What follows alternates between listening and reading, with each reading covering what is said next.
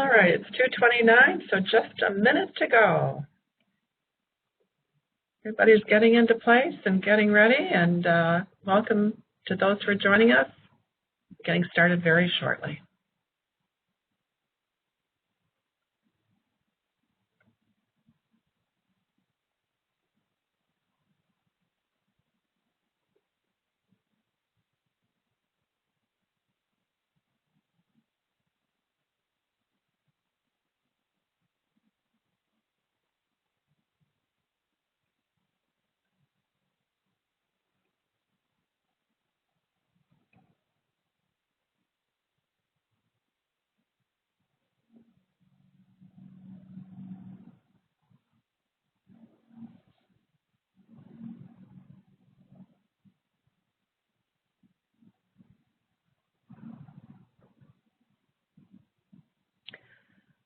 Okay, welcome everybody to our Neuroscience and Education webinar series. I am Betsy Hill, President and Chief Operating Officer of the BrainWare Company. Our topic today is technology and our brains, the good, the bad, and the unknown. I think we should have music playing for that. A couple of housekeeping matters first. Everybody participating in the webinar today is in listen-only mode. We do welcome questions, however, and we invite you to type those into the chat window. My colleague, Dr. Sarah Sawtelle, will be monitoring those and letting me know of questions as we go along and then at the end. Also, we are happy to share our slides from this presentation, and anybody who would like to have a copy oops, I skipped over one slide there, is welcome to do that. If you entered your email address and your contact information when you logged into the webinar today, you will get that automatically. If you're not sure whether you did or if you did not do that, I'm going to provide my contact information at the end, and you can email me a request to get a copy of the slides for today. Also, the session is being recorded. I'm sure that Sarah has clicked on the record button, and so we are recording, and you will be automatically notified when the recording is available. For those of you who have participated in one of our webinars before, I want to welcome you back. For those who haven't, we're very glad to have you with us today, and we hope you will find the information to be useful and thought-provoking. So without further ado, off we go. This is a picture Sarah took a couple of years ago when we were in Napa, California at a beautiful restaurant called The Kitchen Table. We had been listening all day to a neuroscientist talk about the impact of technology. And at dinner that night, as we were sitting having this wonderful dinner, a family was seated next to us, and each member of the family proceeded to pull out his or her own device, a cell phone, a tablet, whatever it happened to be. And we thought to ourselves, this apparently is the 21st century version of the family dinner. So more on that later as we explore the impact of technology on our brains. But first, I want to just think about a little bit about what we know together as about the amount of technology we consume. So first we're going to start and we're going to think a little bit about television. So how many hours a week do you think the average American spends watching television? So we have a little poll here. You can just click on the button next to the number of hours that you think is the average, and then click the submit button. And as you do that, you're going to be able to see the poll, I believe. If you click over onto the poll tab, you will see the numbers start to mount up. So you have a choice between seeing chat and poll, and if you click on the poll tab, you will see it's starting to mount up. So we're getting quite a few responses here. We'll give you another couple of few seconds here before we end the poll. And so the most popular response so far is 31 hours. And that's, I think we'll go ahead now. Looks like we've gotten pretty many responses. I'm going to go ahead and end the poll. Maybe I can't end it. Maybe Sarah's going to do that. Great. So the actual answer is 46, but everybody was pretty close with 31, which is a lot of time, of course. And now what I'm going to do is go to this slide and look at that there's some variation with different age groups. You can see here that it varies from in the 2 to 11 age range. Our children are watching 24, 25 hours, about 24 hours a week. And up in the 50-plus age range, we're watching 50-plus hours a week. So a lot of TV watching going on at all of these age ranges. Of course, we worry a lot about how much our kids are watching, but it looks like the impact is really across the board. And by the time we get into our retirement ages, it looks like we've taken on another full-time job of actually watching television. And we're going to look at the impact of television watching at different ages. But I want to look at now at one other aspect of technology that we all are quite involved with. And I haven't given Sarah much time for this, but I'm going to hope that we can do this as well. And I want you to think about, oh, bless her heart, there it is. How much time do you spend daily on your smartphone? And your options here are 1 hour, 3 hours, 8 hours, or I don't have a smartphone. Now, I'm going to think about myself, and I'm going to do my answer. And again, we're going to be able to see the tally mount up, and as all the responses come in, and it looks like 3 hours is a pretty popular response. We do have some 1 hours, we have some 8 hours, and we have a few people who don't have a smartphone. So we're going to let a few more responses come in. We've got quite a number of them. It's always interesting to see a little bit about the people who are attending the webinar, and it looks like we've got a pretty technology-involved group here. So, and I suppose that's not surprising given the topic we're talking about. Okay, so I think we could probably end the poll now. We've got a good response. And if you're an average American, you spend about 3 hours a day. And so it looks like we have a fairly average representative sample on our webinar this afternoon. And in fact, the amount of time we spend on our mobile devices actually surpassed the time we spend watching television for the first time in 2014. And well, there's quite a variation, of course, so that average is actually sort of more like 3 to 5 hours. But there are some populations for whom that amount is even more significant. And there's some information from recent research at Baylor University that documented, oops, I hit the wrong button here. Let's go back. Oh my gosh.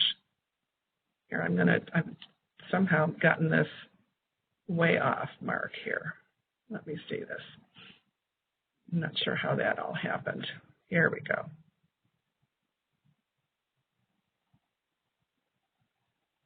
All right, I'm trying to pick this slide, and it's not working for me.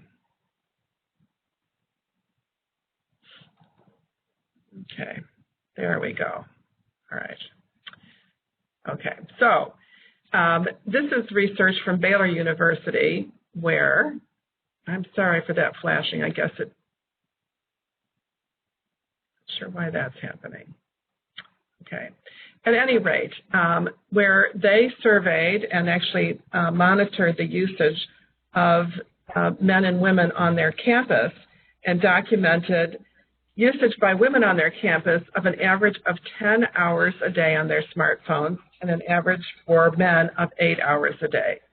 So for some parts of the population, it's even greater than the average we were just talking about. Okay, I guess that little arrow is more sensitive than I thought it was, and I really apologize for that. Okay.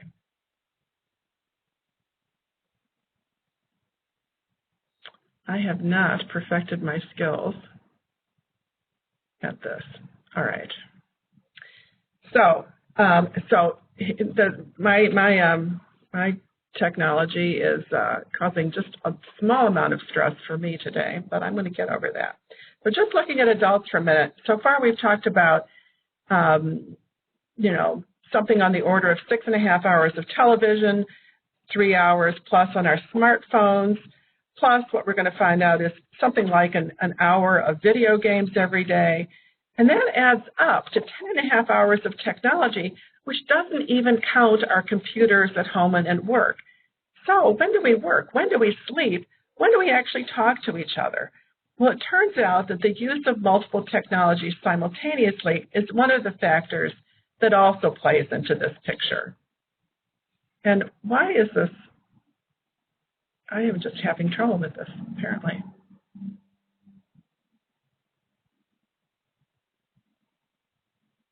Okay.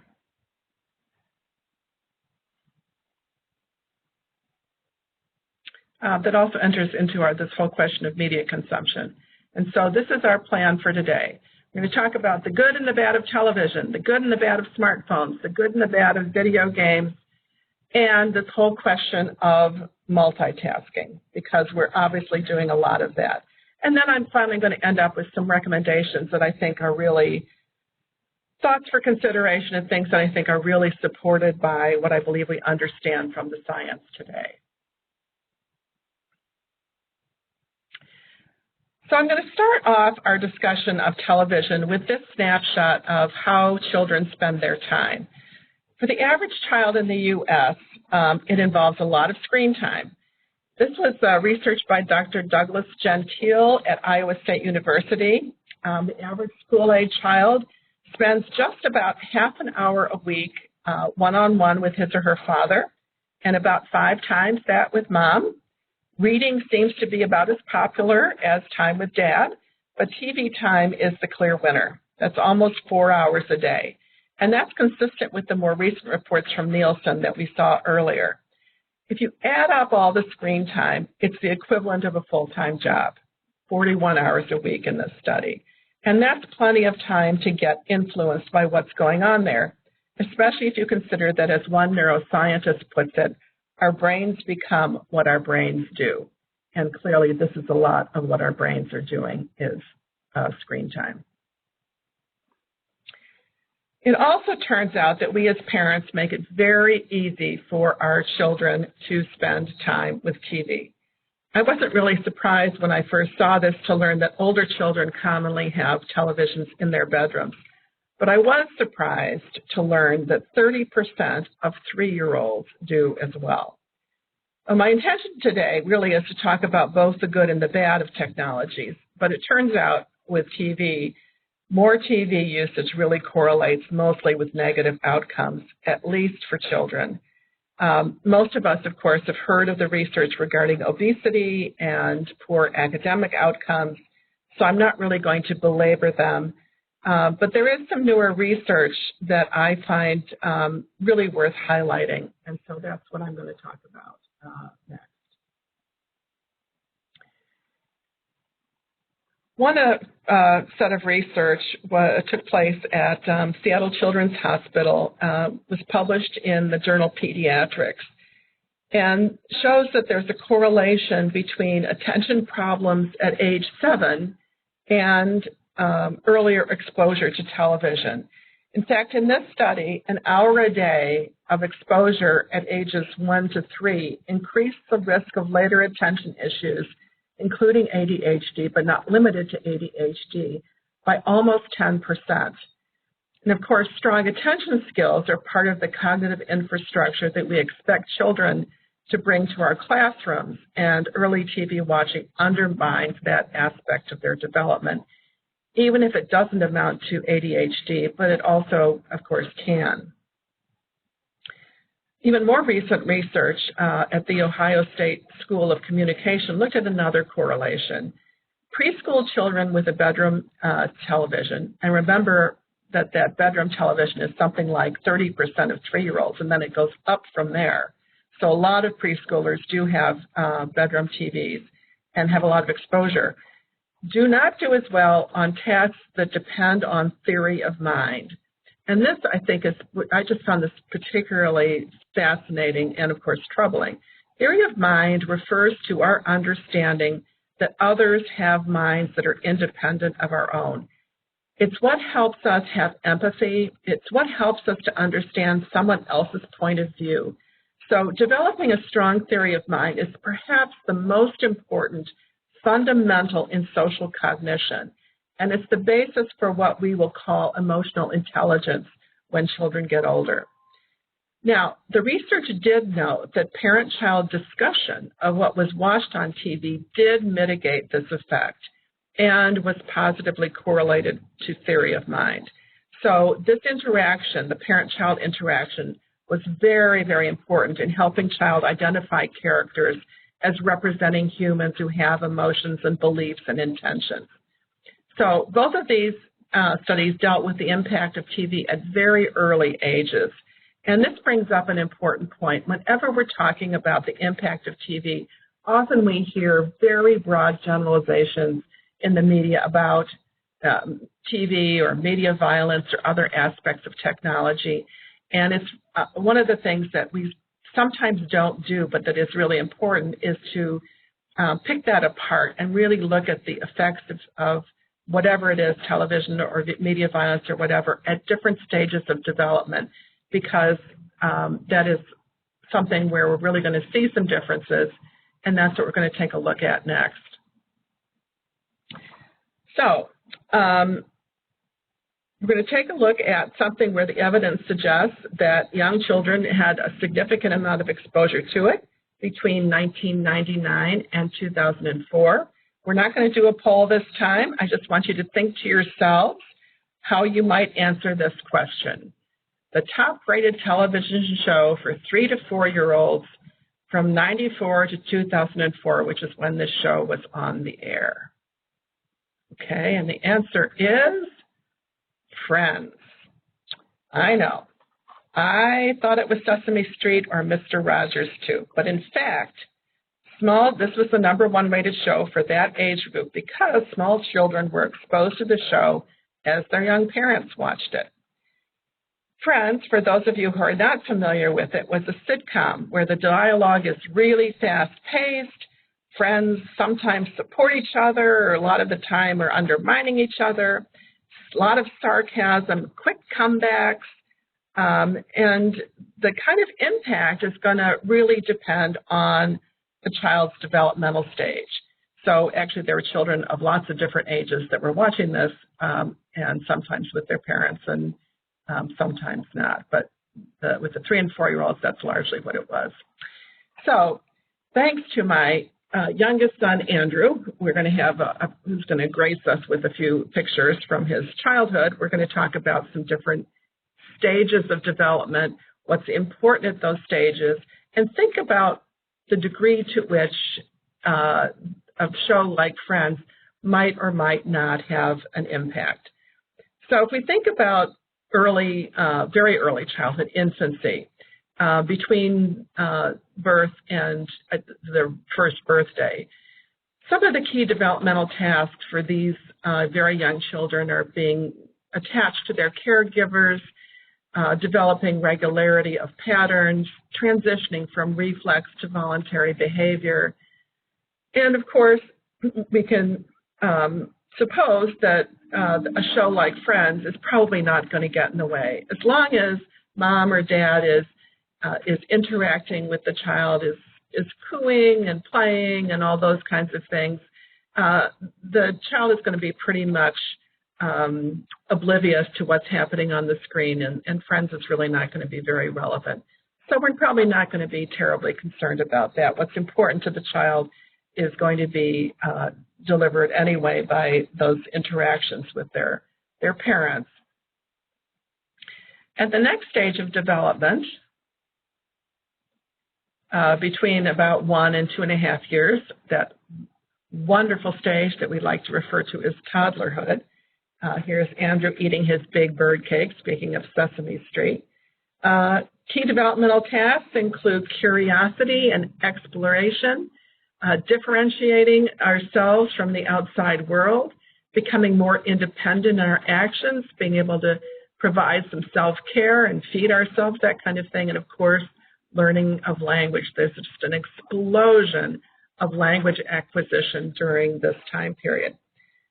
Probably not a lot of help or interference with developmental tasks from a show like Friends at this stage, except for possibly some words, some language that perhaps we would not like to hear from our toddlers. But other than that, maybe not a lot of impact.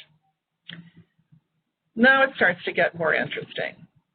So between 2.5 and 5, early childhood.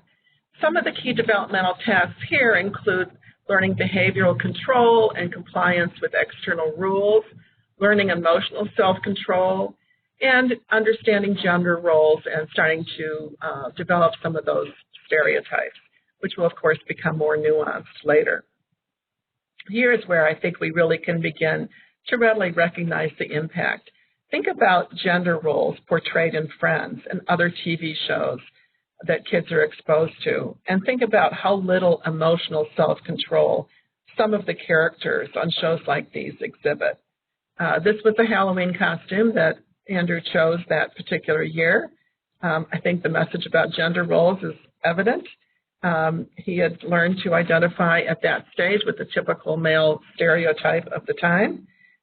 He did not turn out to be a cowboy, and although he did dress up as the woodsman in the Little Red Riding Hood tale for this particular Halloween, because his daughter, who was about to turn 2, was Little Red Riding Hood. But that's another story. Then we get to middle childhood, 6 to 12 years.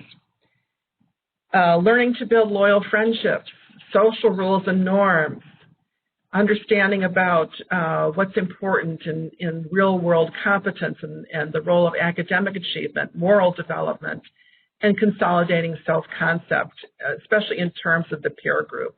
I'm the kind of person who likes X or does whatever. I'm part of the group that does these kinds of things. This is a stage, obviously, where these messages could have an impact, understanding what's involved with friendships. If the norm is clever insults and teasing and a little bit of undermining of other friends, and that's most of what you see on television, then we shouldn't be surprised to see that kind of behavior reenacted in their relationships. And that's obviously not the most solid way to build a loyal and strong relationship. And then adolescence, 13 to 19. At this stage, kids would be understanding everything that's going on a show like Friends. We can look at what the message is about intimate and committed relationships. There's a fair amount of lying and cheating that goes on in the intimate relationships on this particular show. Selfish priorities are often more important than helping someone else. And so if you get a steady diet of that can actually, we certainly would be concerned about how much of that becomes the norm rather than something that is just incidental and funny. This is a picture of Andrew and his best friend, Lauren, now his wife and mother of my 2-year-old grandchild, or my grandchild, who will be 2 on Thursday. Which also points out the importance of other mitigating factors. And obviously, Friends was not part of our repertoire, but also there are counterbalancing factors and messages that come from other parts of their environment. And we need to look at it in that context as well. So considering the developmental stage, the relevance of the content to a developmental stage that a child is involved in at that particular time will tell us a lot about the kinds of messages and the kinds of relevance that it has at that particular time. When it comes to TV and adults, interestingly, there's not a lot that I have seen on TV and adults. The focus on negative effects generally emphasizes general health outcomes, really just the fact that you're not up and moving around, obesity, of course, and interesting, some very recent research that actually connects an association between a number of major causes of death, heart disease, cancer, diabetes, flu and pneumonia, Parkinson's, and liver disease. And it's hard to know whether there's what the cause and effect is here, but nonetheless, there does, apparently based on very good research, there is a connection between these. There's also some really interesting research that unhappy people watch more TV than happy people. And when I first read that, I actually wondered whether it might be the TV that causes the unhappiness. I know that I sometimes avoid the news or certain kinds of TV because I find them so overwhelmingly negative and depressing. But most speculation seems to suggest that the causation is the other way around, and that unhappy people tend to turn to TV to fill a void of some kind. So that is a little bit of the story about adults and that particular technology connection. So now we're going to turn our attention to smartphones. We saw earlier that many of us spend several hours a day on them, some for work, some for other purposes. Of course, the fact that they can do so many things means we use them for a lot of different purposes. We call them phones, but communication is actually a pretty small percentage of our usage, about 12% on average. And the predominant usage for the average American is actually social media use. So now we're going to talk a little bit about the good and the bad. Of course, there is a lot of good about smartphones. If there weren't something, we obviously wouldn't spend so much time with them. And while most of us express at least occasional frustration with them,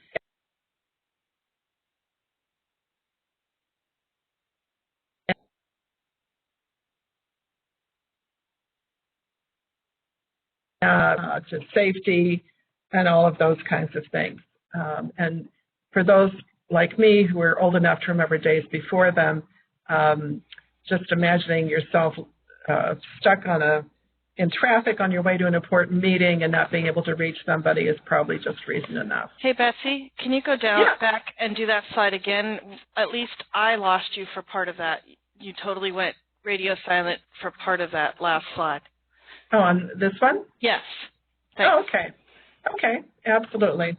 All right, so there are obviously a bunch of really good things about smartphones. While we may express frustration with them, we probably have a whole list of reasons that we have them and use them and value them. I did say that some of you may be old enough like me to remember days before them, and the frustration of being stuck, for example, in traffic on your way to an important meeting and not being able to let anybody know that you were going to be not be there on time, or things like waiting for the picture of your first grandchild to arrive in the U.S. mail rather than having it texted from the hospital on a cell phone. So really dramatically changed our world. I hope everybody can hear me now. So. Besides the evidence of productivity and feeling connected, there's now some nice research showing that cell phones, smartphones can be very useful in providing support for things like weight loss. When people get interventions on text messages, that was research at Tulane University. I can also imagine that similar things might apply for other kinds of support. I think of smoking cessation, diabetes management, maybe receiving support from an AA mentor and those kinds of things. Although I have not seen research, I can imagine that you might see similar kinds of positive results from those.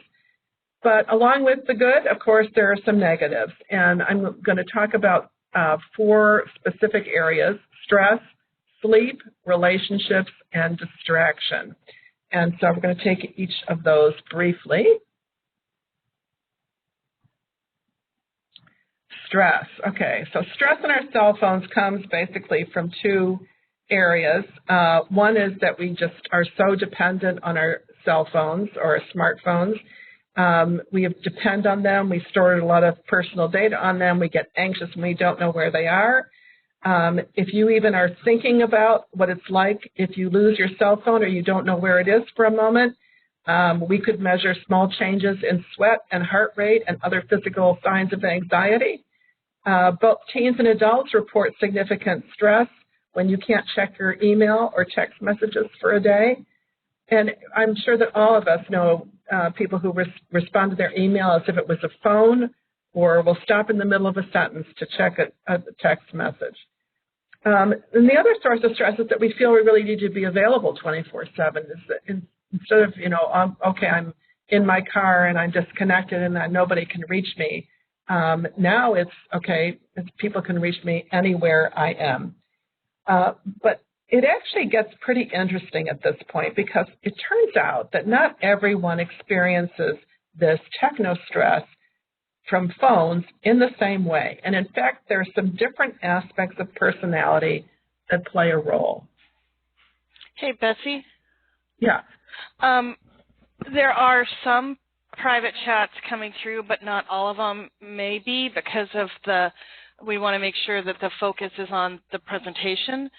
So I could either open public chat up now, or we could do it at the end when we want to take questions, and that way it'll be less restrictive for people, whichever way you want to do it.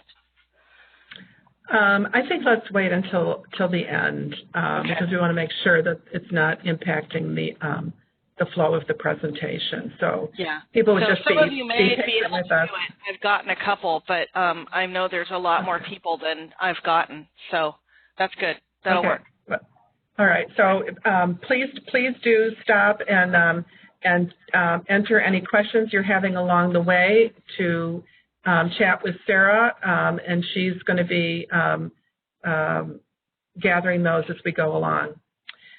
So some of the personality traits that are relevant for smartphone stress are locus of control.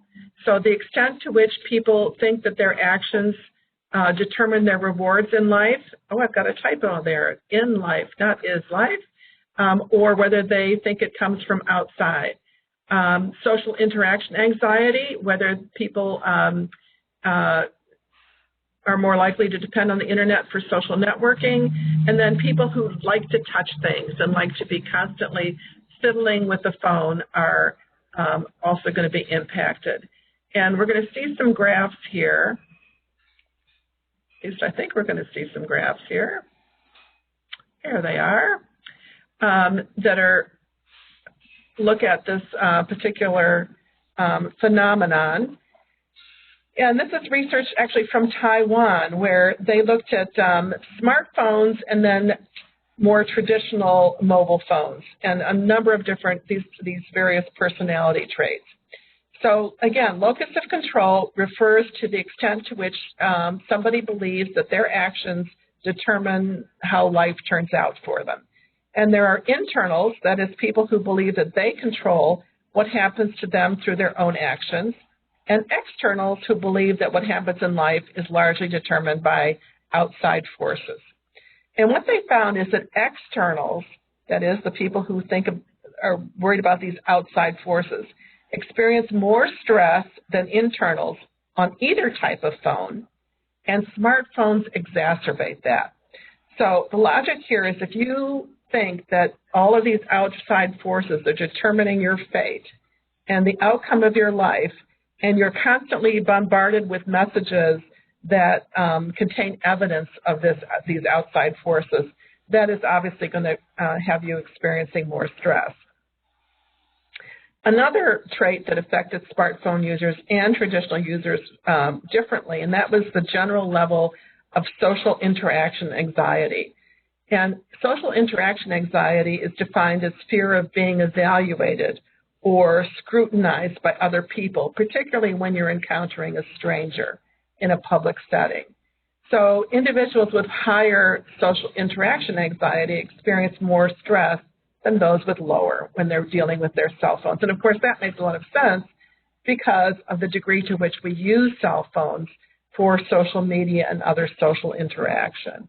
So this is just an example of how different personality traits interact differently. And so I think, again, just to sensitize us to the fact that we make these broad generalizations about, for example, smartphones and stress, but people experience it very differently. And so I think that's sort of an important factor to take into consideration.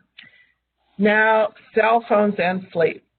Very interesting issues that are being raised here. So there was research published about a year ago from Brigham and Women's Hospital in Boston that indicates that reading from a lit screen, and this could be a smartphone or an iPad or anything like that, before bed, not only makes it harder to fall asleep, but it also impacts how sleepy and alert you are the next day. This is published in the Proceedings of the National Academy of Sciences. And so it turns out that the light from the screen of your phone or your iPad actually suppresses melatonin production. And that's, melatonin, of course, is the chemical that helps you get sleepy. So not a good thing to do right before you go to sleep. There's other research that indicates that most teens, as you can see in this picture, and by the way, this is not my son Andrew. This is another, I don't know who this person is, but I don't think he sleeps with his phone, but I don't know that for sure anymore. So anyway, but a lot of teens do sleep with their phones on ring or vibrate, and 1 of 4 is awakened during the night by a text or email that they actually respond to before trying to go back to sleep. And we could, and maybe we will one day, dedicate an entire webinar to the whole issues of sleep. But one of the important things to remember about sleep is that one of the main things that happens while we're sleeping is that that's when memory consolidates. And so if you think about we need that time, we need REM sleep in particular for memory consolidation, then, and we're not getting that time, then we're going to not do a very good job of learning what we were supposed to be learning from the day before. So that suggests that maybe we shouldn't be having those cell phones on our pillows or bedside tables. And all of this is without considering the perils of sleep texting. Yes, sleep texting. This is now a documented phenomenon akin to sleepwalking. Have you ever sleep texted? I know we've all drafted emails that we later, upon rational thought, decided not to send.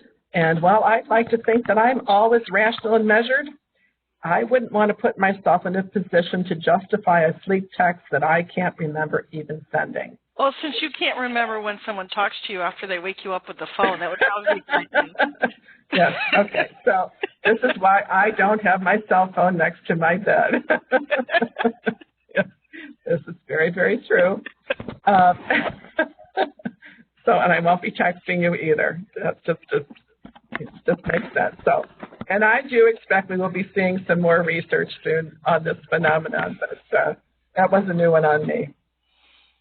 Okay, so then the next topic I wanted to talk about is relationships. Do you know what the term phubbing means? Okay. Phubbing, if you know what that term means, then you were ahead of most of us. The title of a very recent paper actually reads, "My life has become a major distraction from my cell phone." And while this may sound a bit absurd, the situation is probably familiar to many of us.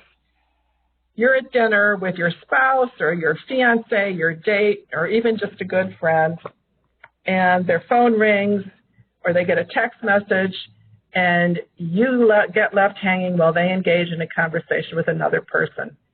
So the researchers at Baylor, and I have to say I don't think they really went too far out on a limb to draw this conclusion. It does seem pretty obvious that they would find an adverse impact on relationships from this phubbing, but I still feel somewhat vindicated. It's not just me that finds this practice so irritating. But actually there now is some actual research on this topic. Another aspect of cell phones that we might want to take into consideration. The fourth impact of smartphone usage that's been explored in recent research relates to the whole question of attention and distraction. And there's actually been, of course, a lot of research in this area. We've all been warned of the dangers of texting while driving, or even just using our phones hands-free while we're in the car. But we may not appreciate just how limited our precious attentional resources are.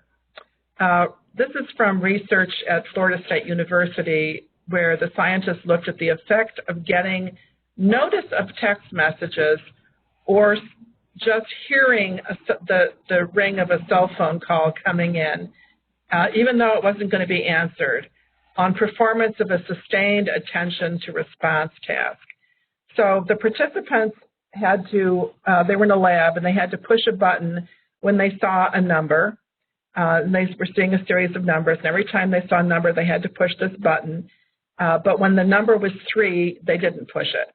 And this would continue for several minutes. So in block 1, they would do this without interruptions. And then in block 2, their mobile phones signaled text messages or rang with a call, depending on the condition. And in this figure from the report, we see the probability of an error when a call or notification of a text message is received. And as in other studies, our performance deteriorates significantly, even when the person does not immediately respond to the call or the text message right away. Just hearing the alert takes up attentional resources and detracts from performance.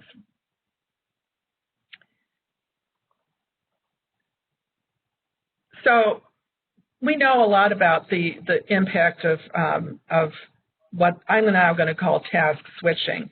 Well, we call it multitasking, and we try to convince ourselves that we can get more done if we are alerted to that text message, even if we don't answer it right away. The evidence is that multitasking really is a misnomer, and a better term for it is task switching. Our focus goes back and forth between tasks. And when we do that, the research shows that we sacrifice speed and accuracy. In fact, even just having the option, knowing you have an email or knowing you have a text, distracts you, slows down your work, even if you don't stop to read them. And it causes a number of other things, including it's called cognitive fatigue factor. It impacts learning. It impacts a lot of things. So even if you can correct your accuracy and produce a product that isn't less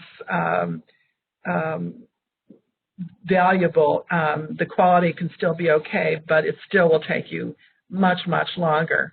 And what I'm going to do now is just talk a little bit about an experiment. We're actually not going to do it because I want to make sure we get through and have some time for questions. But I'm going to encourage you to do this afterwards when you get the slides. This is a little experiment, and basically what you do is you write down this sentence and then the numbers from 1 to 23. Multitasking is a misnomer, and then the numbers 1 to 23. The first time you do it in that order, write the whole sentence and then the numbers. The second time, and you time yourself. The second time you do it, you're going to do the M from the sentence and then the number 1, and then the U from the sentence and the number 2, and you go back and forth between, this is multitasking, task switching, go back and forth between the sentence and the numbers and time yourself that time.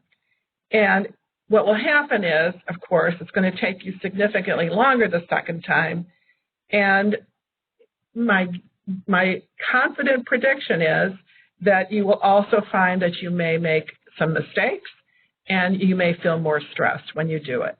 But I invite you to try this yourself. I invite you to try this with your students and with anybody else who maintains that they are a really, really good multitasker. It's fun, and it does make the point. Okay, I didn't really give you time, did I, Sarah? So last poll, oh yes, she's so good. Are you a gamer? I play a video game every day. I play a video game a couple times a week. I play a video game once in a while. Super Mario who? Okay, so I am going to choose mine, and I am definitely a gamer, as some of you would probably guess if you knew me, and some of you do know me. So, but I am a rare bird in this technology conference. A video game every day? Well, I know you, and you and I are both in that category. And public chat has been opened. Okay, great. So people can feel free to continue to enter there. Okay, so not a lot of experienced gamers here is what we're finding. So we're gonna clue you into some things about video games, and I hope you find this part particularly interesting then. We're going to leave time. Okay, it looks like we've gotten pretty much the responses are slowing down. So we're going to go ahead and end the poll, I think, Sarah, if you would. Thank everybody for participating in that. This is really interesting. I love these polls. We get such good insights from them. All right, so whether or not you're gamers, and clearly this group is not a particularly gaming group, our students and our children are. And this is data from the Kaiser Family Foundation. Every year, more time is being spent on video games. More recent data suggests that Madden Football and Grand Theft Auto are still top choices. But the other favorites, the very top video games these days are Call of Duty, which is a military video game with plenty of violence, and Minecraft, which is not so high in the violence, but can also be a multi-user game. So kids and adults are playing lots of video games, but what are we getting for them? And again, the story is good and bad. First, it'll help to explain why we do learn so effectively from video games. So whatever the lesson might be, good or bad, video games are really great teachers. And the reason that is because they embody so many of the criteria for optimal learning.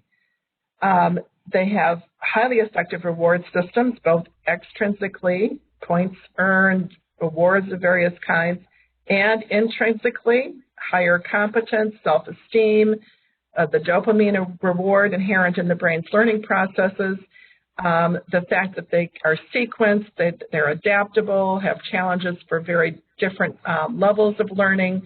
They're sequenced, you get immediate feedback, you get to practice to the point of mastery.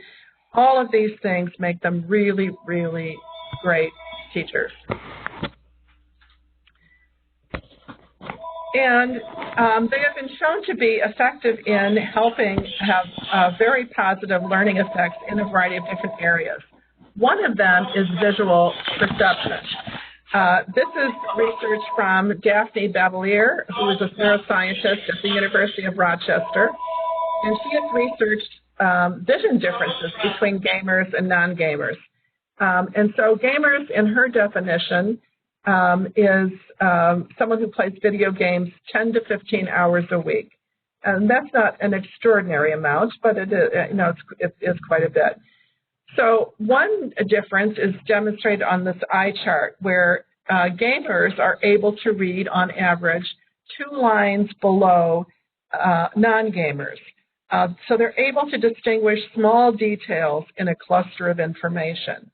They're also able to distinguish, interestingly, varying shades of gray.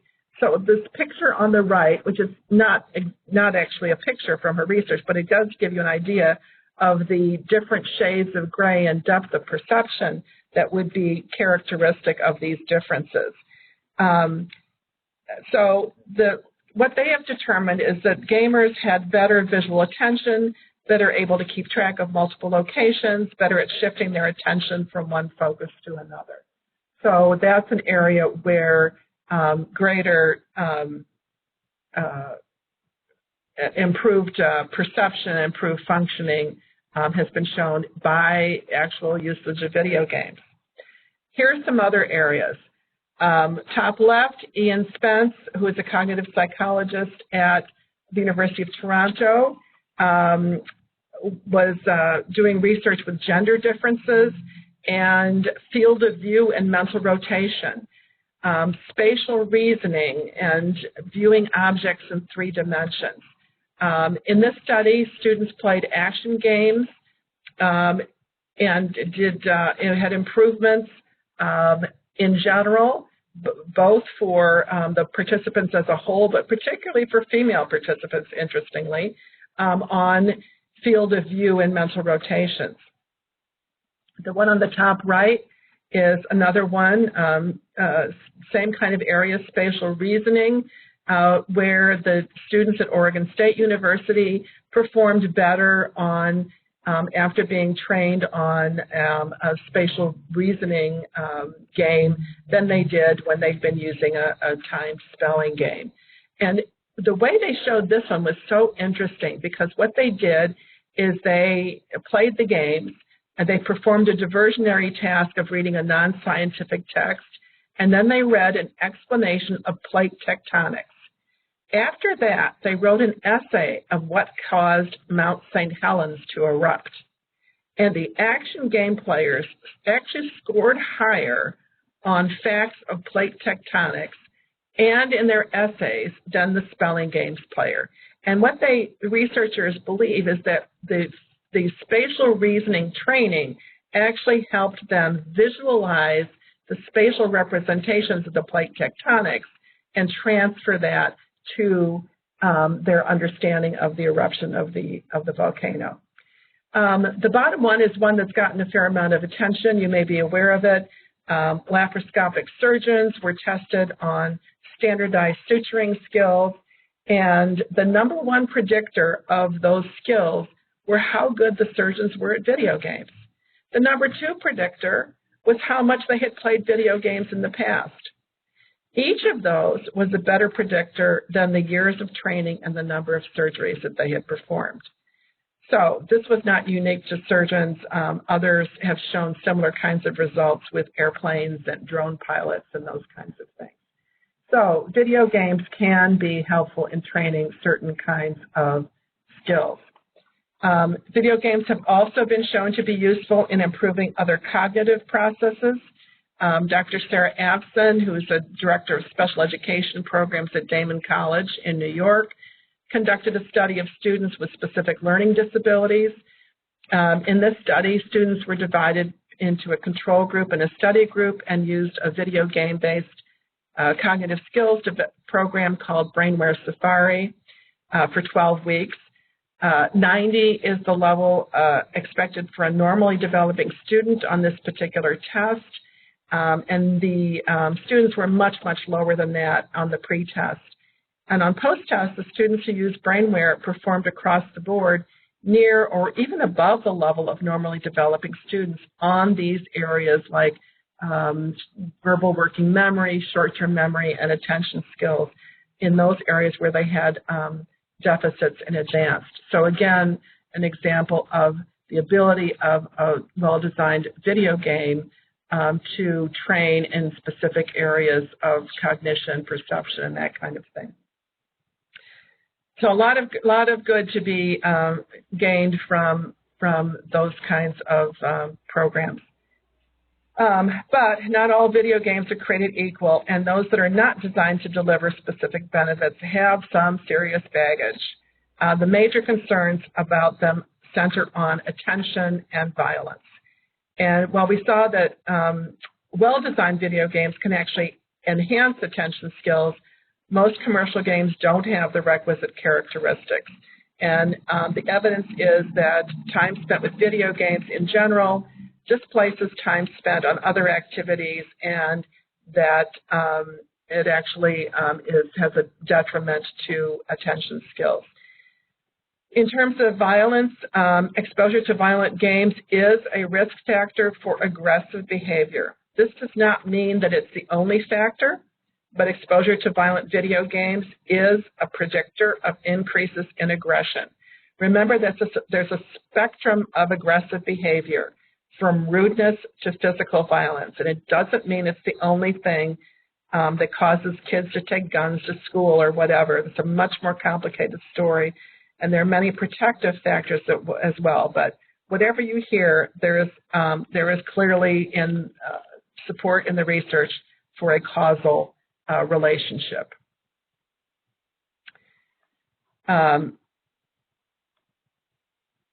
So difficult to determine a single cause of violence, but again, risk factors, gender, aggressive behavior, family disruption, exposure to violence, but some protective factors as well.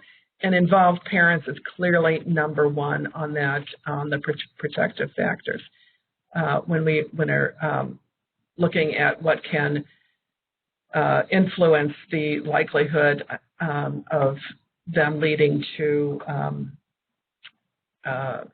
more aggressive behavior. Remember that not all aggressive behavior is overt violence. It can stem everything from rudeness to more aggressive and violent behavior.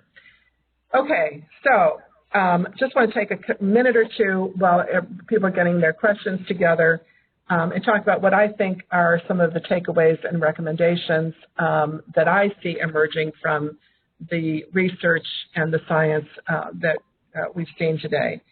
In terms of television and media consumption in general, I don't think there's anything better than the American Academy of Pediatrics recommendations for children. No screen time for children under 3, 1 to 2 hours a day of high quality screen time for 3 through teens, no TVs in bedrooms, and do pay attention to the ratings. Discuss television and other media that you consume as a family with your children. That has a lot to do with the ability of children to judge, to learn, to experience this as in context and as something that is consumable and valuable, not just distraction and something that is going to have the negative kinds of impacts. Consider the age-relevant developmental impact of specific media choices. Thinking about what the developmental tasks are at various ages, I think, is key in all of those choices. For everybody, I'm a big advocate of media-free zones and times in homes, offices, and personal lives. Put your cell phone somewhere other than next to your bed at night, and don't check it right before bed. The science would support the value of that. Turn your cell phones off and your email and other interruptions when you're working on something important, unless you don't care how long it takes, and also when you're talking to someone you care about. Limit exposure to violence and ensure that mitigating factors are in place. We have a lot to gain as a society and in our personal relationships from that. And taking advantage of the qualities of video games that provide training in important skills. They have to be designed that way, but there's such value in using the perfect teacher qualities of video games that we really can leverage. So that's the quick and dirty. We've covered a lot of territory here, and I'm going to be quiet for a moment and take a breath, and Sarah's going to tell me what kinds of questions we have. Well, before I do that, I have to put my 2 cents in. Oh, of course you do. Well, the one thing that I see as a more and more common thing, or at least around restaurants around me, is when a group of friends are out eating, they all take their cell phones and put them on a stack in the middle of the table, and so that they can enjoy each other and not be distracted by their phones. And the rule is the person that cannot resist the urge anymore and takes their cell phone first is the person that pays the bill. What a great idea. Yeah. What a great idea. That will really help to ensure that people are sharing with each other and talking to each other and interacting with each other for longer. It definitely would make an impact on me. I definitely would not be touching my phone. But one of the things that might help, looking at just, I know we only have a couple minutes, so a lot of the questions that have come in have been related to the different things that research shows about games and what what games are good for your brain and what games are not good for your brain. So we might want to talk a little bit about that because you did mention being designed that way. And the other thing that comes to mind is you had mentioned, you know, a possible another subject would be a whole time on sleep, but there's also always the question about music and its impact on people's brains and their abilities to do things, and that could be another whole one that would be appealing to people. Yeah, and social media. I do think that that's one, the whole internet. There's a lot about that, and I toyed with that, and I just couldn't manage to cram it all in. So that's good. That would be another whole. That would be another whole presentation. Yeah. In terms of games, we do have a one-pager with a list of criteria for choosing a video game, and which we'd be happy to. In fact, what I will do is I will post that in the channel, in the webinar channel here, so that everybody who signed up can have access to that. I think that's probably the best way to get that information to everybody, because I think it's very useful to have a checklist, and because games, they are such powerful ways to teach, and they're such powerful ways to train things that are very difficult to instruct otherwise. Things like vision, where you need some to do, or auditory things, or skill with fine motor control and things like that, which require lots and lots and lots of practice. You can't just tell somebody how to do them. You have to practice them over and over again. So a game is the perfect way to do that, because you can approximate it. You can get closer and closer to perfection. And the computer never gets bored with doing it. It'll just keep doing it until you get there and always give you immediate and perfect feedback. So those are examples of ways that just really makes so much sense. So I think that if we do that, is something that people will find helpful.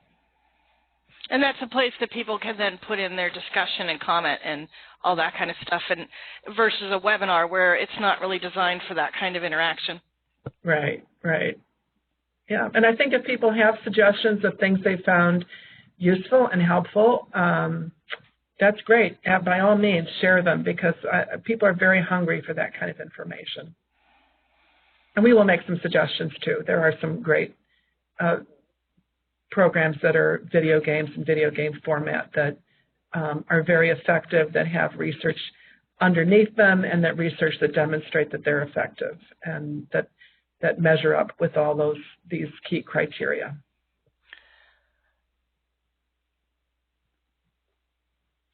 I think we're over a little bit, but I can take another question or two if there are some. No, that's probably, the questions of what games are good for people with dementia, and then there were speech and language questions and things that were slightly taking our topic a little bit into venues that would be a lot more information than we could have fit in our hour webinar. This was not a day-long workshop on this. That would have been a totally different format. Right. Well, if there are other questions, or someone wants to engage in another more conversation about it, we certainly welcome the opportunity to do that. You need to put up your contact information.